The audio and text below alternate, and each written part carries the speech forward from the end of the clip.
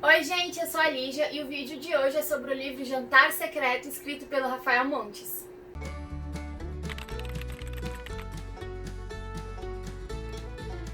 Mais um vídeo sobre um livro do Rafael Montes aqui no canal. Eu já adianto pra vocês que esse se tornou meu livro preferido dele e eu já li quase todos.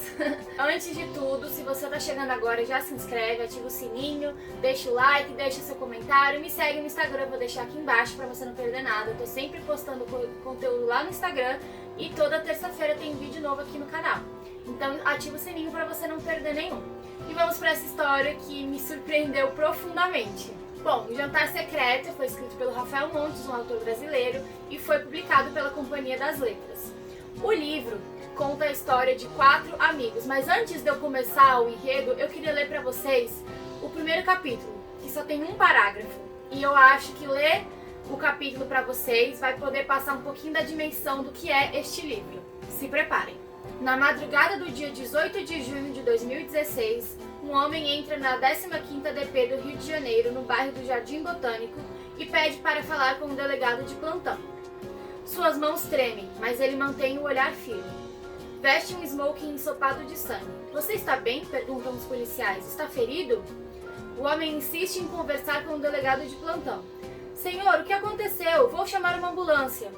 O homem sorri, depois chora e diz: vim confessar o que fizemos. Tá, então vocês já puderam ter um inicial assim do que é esse livro, e cada final de capítulo é desse jeito, assim, chocante, e você quer passar pro próximo pra ler. Então, sobre o que é essa história? Jantar Secreto conta a história de 4 amigos, o Dante, o Hugo, o Leitão e o Miguel.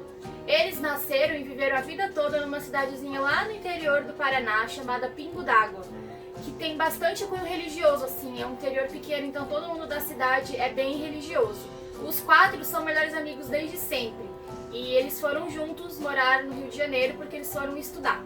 Então, o Dante, que é o nosso personagem principal, quem narra a história, ele é estudante de administração. O Hugo, ele é estudante de gastronomia e ele já trabalha como chefe e ele gosta bastante dessa parte de culinária. O Miguel, ele é estudante de medicina e a mãe dele trabalhou para a família do Dante a vida toda, então ele e o Dante praticamente cresceram juntos. Apesar de ele ter uma situação financeira um pouco inferior à do Dante, ele passou na melhor faculdade do Rio de Janeiro e ele também foi estudar no Rio e ele é estudante de medicina. E o Leitão, ele é estudante de ciências da computação, só que o Leitão tem um detalhe que já é introduzido no começo do livro. Ele é muito gordo, ele é muito gordo mesmo, ele é obeso. Teoricamente isso não deveria importar, mas para essa história esse detalhe é importante, então já estamos sabendo que ele é realmente muito gordo. Logo quando o livro começa, a gente descobre que de imediato assim, o Leitão já trancou a faculdade depois de um tempo.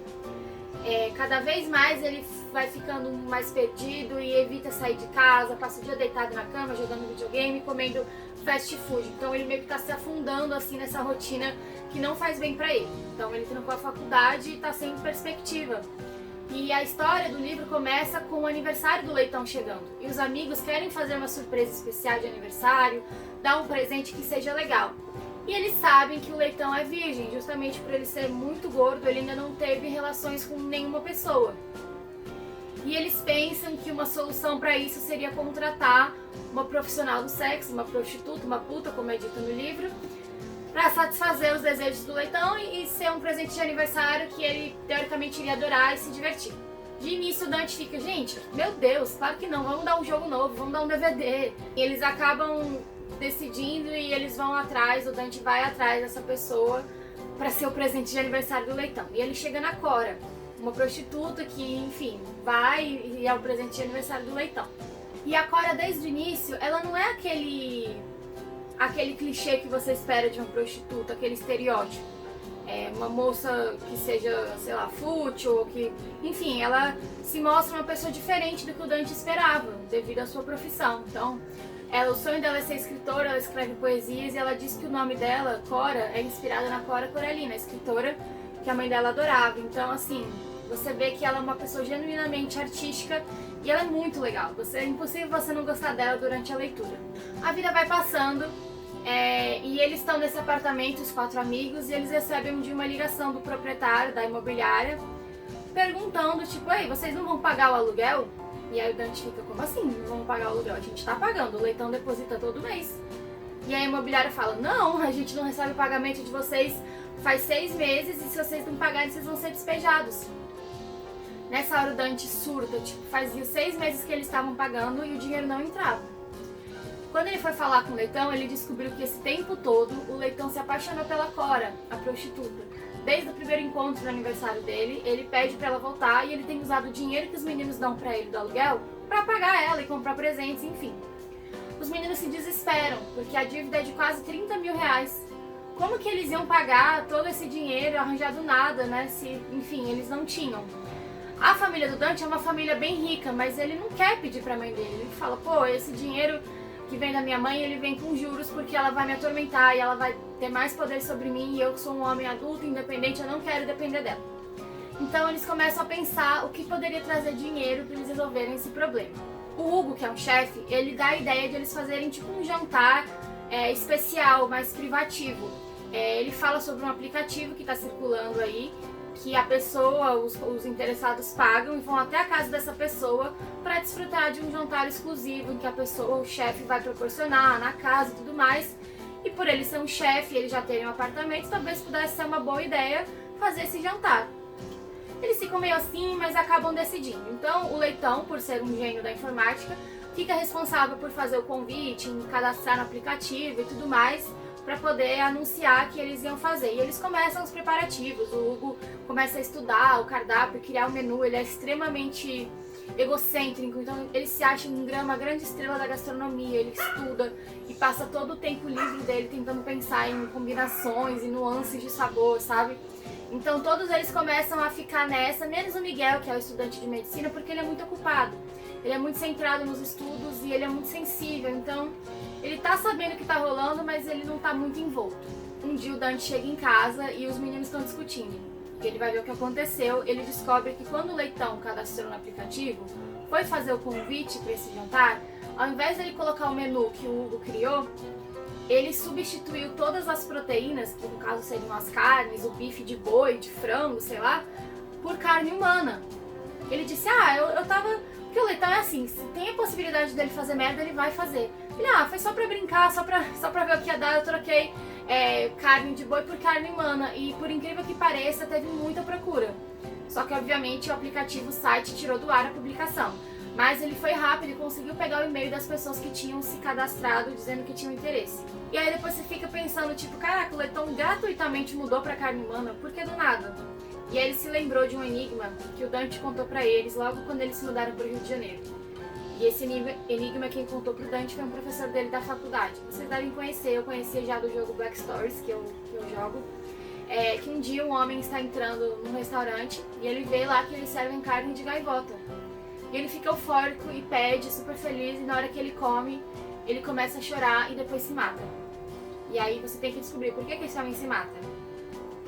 Acontece que no passado dele, ele sofreu um acidente de avião com a esposa dele e eles ficaram ilhados numa ilha. Ilhados numa ilha não, eles ficaram presos numa ilha. A esposa dele acabou não sendo encontrado o corpo dela e ele, enfim, continuou sobrevivendo com os outros passageiros até serem resgatados. E aí na ilha, durante a ilha, eles serviram a carne de gaivota. Falaram, não, a gente só conseguiu carne de gaivota pra comer. E ele se lembrava de que era um gosto assim absurdo de bom, que ele nunca tinha comido nada desse tipo, e apesar de toda a situação ruim dele estar ilhado, dele estar sem a esposa, várias pessoas terem morrido no acidente, ele nunca ia se esquecer daquele sabor daquela carne maravilhosa. E aí quando ele foi no restaurante provar a carne de gaivota de novo, ele viu que não era o mesmo gosto, que era um gosto tão presente na cabeça dele que ele nunca poderia confundir aquele gosto. E aí ele percebeu que na verdade o que ele havia comido na ilha não foi carne de gaivota, e sim a carne da esposa dele, carne humana. Por isso ele se mata. E é interessante, o Dante, quando ele ouviu esse enigma a primeira vez, ele ficou muito curioso. Não pelo fato do homem ter identificado que comeu a mulher, ou por ele ter se matado pela culpa, mas pela descrição do sabor intenso e incrível. E ele ficou muito curioso sobre isso. E aí isso ficou na cabeça do Leitão também, foi por isso que ele disse que fez essa brincadeira e trocou os nomes, né? Trocou as carnes. Porque ele também ficou pensando, né, nesse enigma e queria ver a reação das pessoas.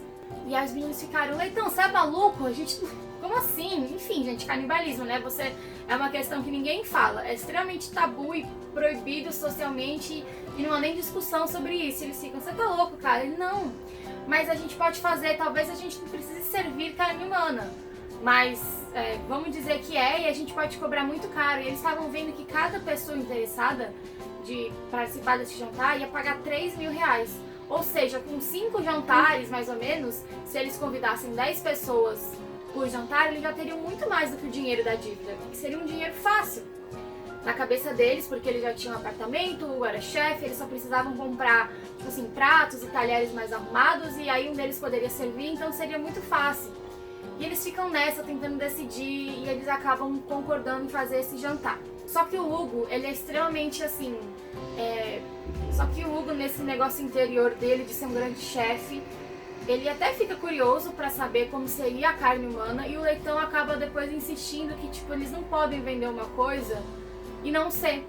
Porque se as pessoas descobrissem que não fosse carne humana, daria muito problema. E o fato de ser carne humana é que possibilitaria eles cobrarem tão caro. E eles ficam nessa discussão. E o Dante, geralmente o mais sensato do rolê, fica, gente, mas como assim? E aí o Leitão fala, o Miguel é médico, ele tá estudando lá na UPA que ele trabalha, ele pode roubar um cadáver. E eles ficam, o quê? Como assim? E aí eles começam a grande discussão. Porque não pode ser um cadáver que tem alguma doença ou algum motivo de morte aparentemente que faria mal a quem consumisse a carne. Teria que ser uma morte recente para a carne ser fresca. E eles começam a discutir. E, gente, é porque no vídeo eu sou mais sucinta, mas no livro é uma grande discussão. Não é algo que eles conseguem mudar com 2 frases, tá? É bem mais complexo, é bem mais profundo. É realmente uma discussão e você vai entendendo o ponto de vista de cada um, o argumento de cada um, o pensamento e a personalidade de cada um. Então não é uma coisa que, tipo, vamos fazer jantar de carne humana? Vamos! É bem mais aprofundado, tá? Porque eu vou passar de maneira mais leve, mais rápida pra vocês. Mas enfim, só pra vocês entenderem que também não é tão simples assim. Mas eles acabam concordando e chegando nessa ideia de fazer um jantar de carne humana. E aí começa todo o plano para tentar roubar um corpo do hospital onde o Miguel trabalha.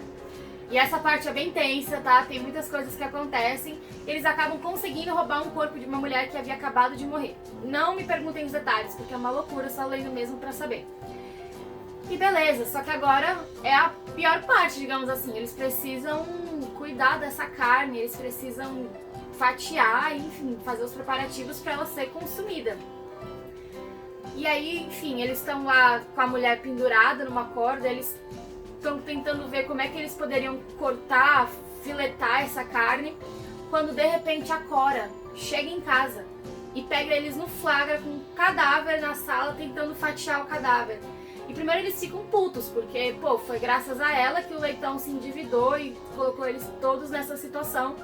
E ela disse pra eles que eles já estavam, que passou de ser um serviço que ela prestava. Eles estavam namorando e apaixonados e, tipo, claramente felizes um com o outro. E ela tava indo lá pra visitar ele e pegou eles no flagra. Só que a Cora é uma personagem instigante, assim. Você que tá assistindo, pelo menos eu espero, se entrasse num quarto e visse um cadáver e pessoas tentando fatiar a carne dele, ia entrar em desespero ao ver essa cena. Mas a Cora não, talvez porque ela já tenha sofrido demais na vida dela e visto coisas bizarras no trabalho. Porque a infância dela ela passou no abatedouro com o pai, matando boi e galinha, então ela já tinha mais essa conexão com essa situação. Então ela não surtou de imediato. A primeira coisa que ela falou foi, gente, mas se vocês cortarem assim não vai dar certo, porque isso, e o sangue que vai sair, então vocês têm que fazer assim, assim. Daqui que eu faço. Aí ela começou a ajudar eles. O Leitão comprou uma serra circular amarela cor ovo, tá? Esse detalhe é importante. E eles começaram a trabalhar juntos nessas, e quando eles viram, a Cora já estava envolvida também. E, enfim, ela ajudou eles a fatiarem, deixarem tudo preparado, eles deixaram no freezer e tipo, tá, teoricamente o pior já passou. Eles começaram a pensar como seria o serviço de jantar, e os pratos, e os copos e os vinhos que iam harmonizar, e começaram a se organizar para comprar as coisas e tal. Quando mais tarde, no dia seguinte, eles foram abrir o freezer e por alguma razão o freezer não havia funcionado de madrugada. O fio parece que ao mover rasgou, enfim, o freezer parou de funcionar e obviamente a carne que estava dentro daquele freezer apodreceu, estragou, não poderia mais ser usada.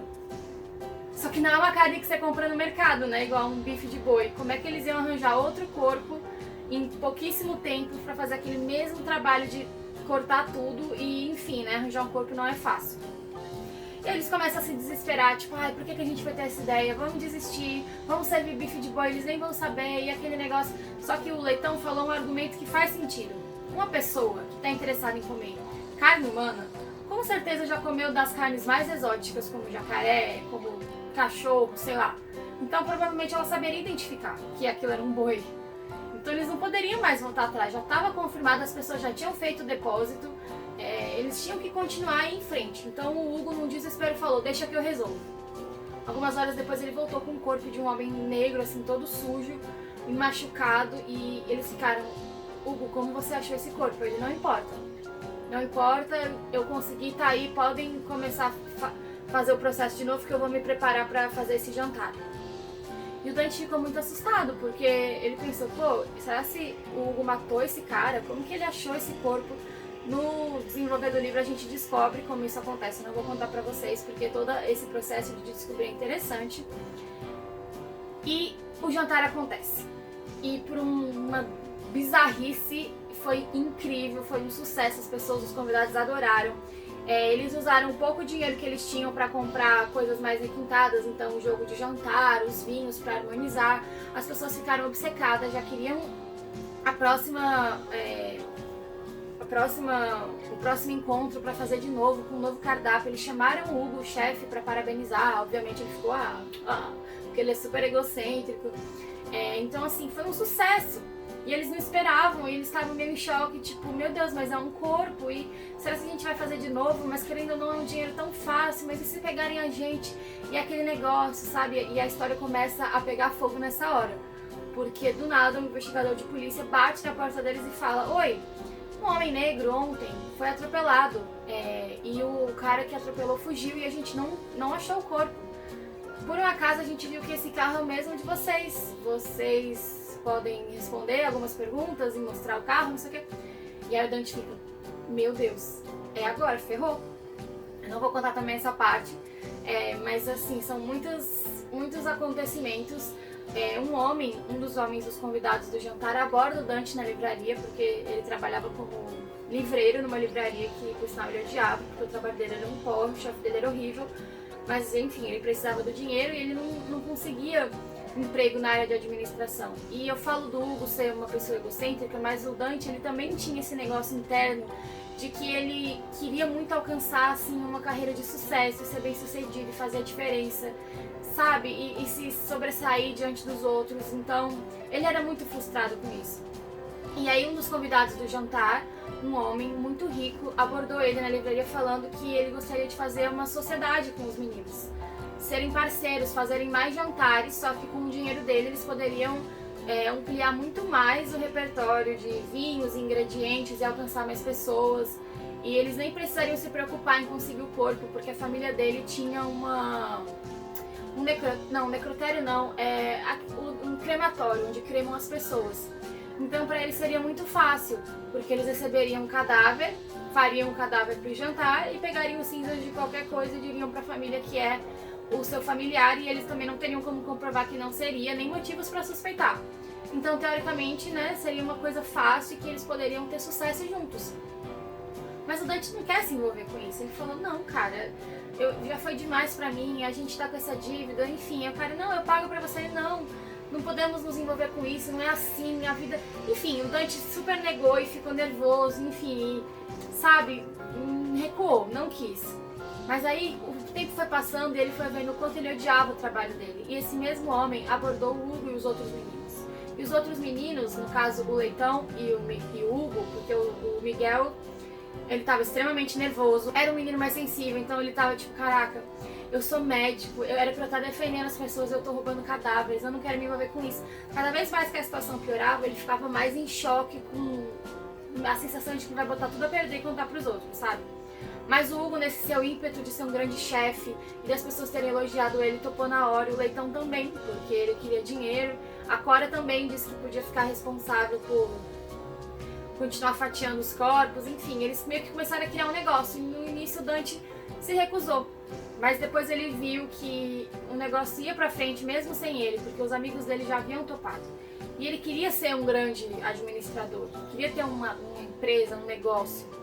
Então ele também foi levado por essa questão interna, assim, de ego, de... Sabe? Que eu não julgo, mas acho que eu não me envolveria com carne humana, mas eu não julgo. No livro você consegue entender, de novo, não é uma coisa assim, uma decisão de 2 segundos que ele, ok, vamos lá. É todo um processo e eles sofrem muito com isso, principalmente o Dante e o Miguel, tipo, de entender o que eles estão fazendo. E ao mesmo tempo o livro traz reflexões que, se você parar pra pensar, podem até fazer sentido. Calma, tá? Não sou canibal, mas podem até fazer sentido. Por que a gente mata boi, mata galinha, em alguns lugares mata cachorro e come sem, teoricamente, se importar se eles estão morrendo, se eles estão sofrendo? A gente compra no mercado sem pensar por que uma pessoa morta também não poderia ser comida. Eu nunca comeria carne humana e também não sou a favor disso. Mas os argumentos do livro, que eles conversam entre eles, faz sentido, sabe? E é uma das razões pelas quais eles se deixam levar e topam entrar nessa grande bagunça que é o jantar secreto, que é um evento, acaba virando um evento semanal, geralmente de pessoas influentes e políticos e celebridades e, enfim, pessoas que têm muito dinheiro e que clamam por experiências gastronômicas excêntricas e tudo mais. E daí surge a empresa Carne de Gaivota. Obviamente eles não falam que é carne humana. Se eles mandarem um convite escrito carne humana, a polícia pode pegar, rastrear o IP do computador, enfim. Então eles falam que é carne de gaivota. E cria-se então a empresa Carne de Gaivota, e esses jantares acontecem.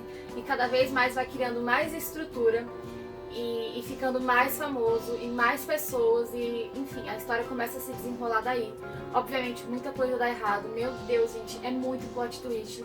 É muito segredo, é muito mistério e ao mesmo tempo são cenas bem chocantes, bem explícitas, então já fica o aviso se você é sensível. Esse livro pode dar muitos gatilhos sobre canibalismo, sobre assassinato, sobre corrupção.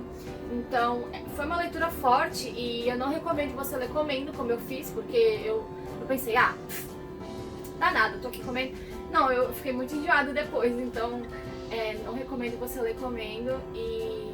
Cuidado, assim, se você for sensível a esse assunto, tá? É um livro para maiores de idade. É forte. Enfim, e como vocês sabem, se eu falar mais é spoiler, mas vocês têm que saber os acontecimentos nesses jantares secretos e o que acontece depois e como tudo dá errado. Vocês já sabem pelo primeiro capítulo, né, que tudo dá errado, mas é impressionante como o Rafael Montes consegue chegar nesse final e nessa história, nessa narrativa que é envolvente. Eu devorei esse livro, trocadilho intencional, tá? Em muito pouco tempo, ali no carnaval, e... Nossa, gente, foi sensacional. É o melhor livro do Rafael Montes, com certeza. Ele geralmente escreve sobre coisas pesadas, mas eu gosto. E é muito bom. Eu recomendo muito você ler, mas você tem que ter... Não pode ter o estômago sensível, tá? Outro trocadilho intencional, porque hoje eu tô assim. Então é isso, eu espero que vocês tenham gostado. Se você já leu este livro, me conta aqui nos comentários. Eu fiquei curiosa, você comeria carne humana se fosse liberado, se fosse uma coisa socialmente aceita? Você comeria? Porque eu acho que mesmo se fosse socialmente aceita, eu não comeria. Eu não sei, eu fiquei pensando muito nisso durante a leitura e eu já beiro ao vegetarianismo, porque eu sofro muito vendo os animais morrerem pra gente comer. Só que eu não consigo não comer um hamburgão. Então eu tô nesse processo, eu queria ser vegetariana, mas eu não sei se eu consigo. Então, se eu já fico assim com animais, imagina com pessoas, sabe? Você tá comendo um velhinho. Ai, enfim. Então é isso, gente. Até o próximo vídeo. Espero que tenham gostado e não esquece de me seguir no Instagram e eu vejo vocês na próxima. Tchau!